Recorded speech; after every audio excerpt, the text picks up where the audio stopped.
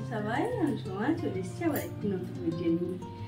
এখন বাজে সকাল 6টা আর আমার মোটামুটি বাড়ির কাজ সারা হয়েছে কিছুটা। তো হচ্ছে আজকে আমার একটা আছে মেকআপের বুকিং রয়েছে, আর বুকিংটা আছে সকালবেলায়, মানে তাদের প্রোগ্রামটা আছে সকালে, যার জন্য আমাকে ডেকেছে। আমার call time 7টা।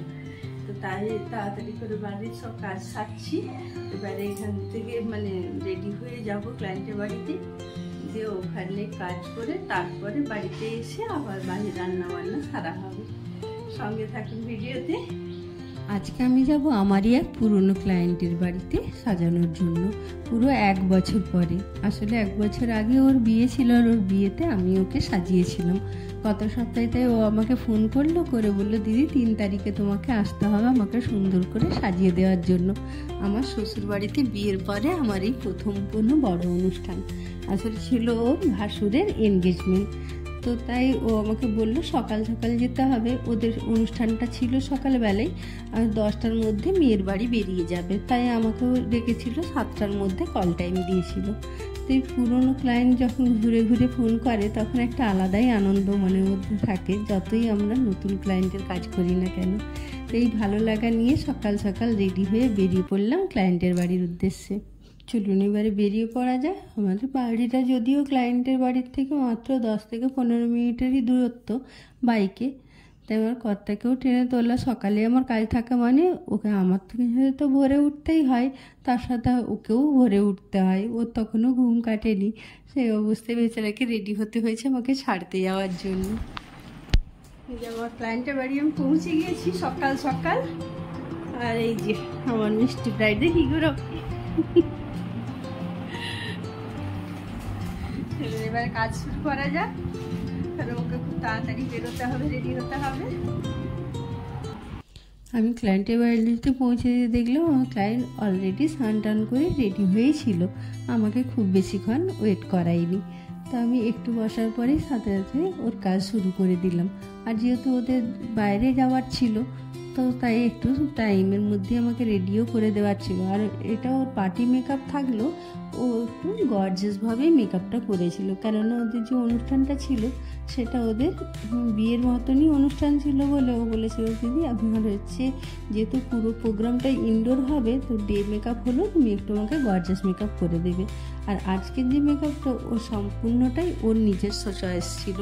Hair style, eye makeup সম্পূর্ণটা, এমনকি লিপস্টিকের কালারটা পর্যন্ত ও নিজে চুজ করেছিল।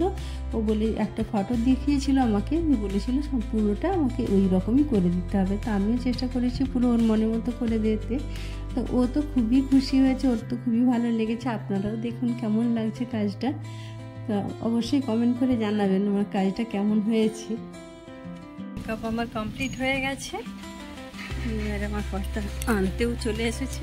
এবারে বাড়ি যাবো, গিয়ে রান্না বান্না সব সারবো।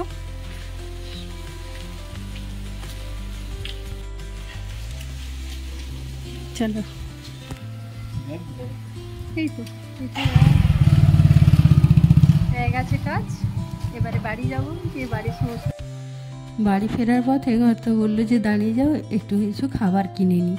তাই যে বাজারে একটু দাঁড়িয়ে গেলাম, আমি এক সাইডে দাঁড়িয়েছি আর ও দোকানে গেছে খাবার কিনে আনতে। একটু খাবার কিনে নিয়ে যাব, খিদেও পেয়েছে, বেলাও হয়েছে। বাড়ি গিয়ে খেয়ে দিয়ে তারপর বাড়ি চলে এসেছি। এই যে একটু খাবার কিনে নিয়ে এলাম। আমার কাছে কী কিনলো দেখি। নিয়েছি জিলাপি আর লুচি। আজকে শনিবার আছে আমাদের নিরামিষ, তো এই দোকানটাতে নিরামিষ পাওয়া যায়, তাই ওখান থেকে নিয়ে নিয়েছে।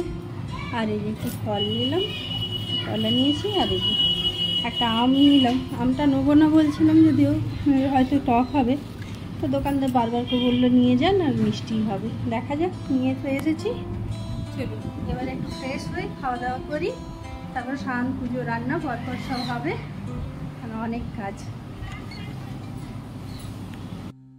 চলুন ভিডিওটা তাহলে এখানেই শেষ করি। ভিডিওটা আপনাদের কেমন লাগলো অবশ্যই কমেন্ট করে জানাবেন। যদি ভালো লেগে থাকে তাহলে প্লিজ একটা লাইক করে আমার চ্যানেলটিকে সাবস্ক্রাইব করে আমার পাশে থাকবেন। দেখা হবে পরের আবার নতুন কোনো একটি ভিডিওতে। ভালো থাকবেন, সুস্থ থাকবেন, আর আমার পাশে থাকবেন, একটু সাপোর্ট করে দিবেন প্লিজ। ধন্যবাদ।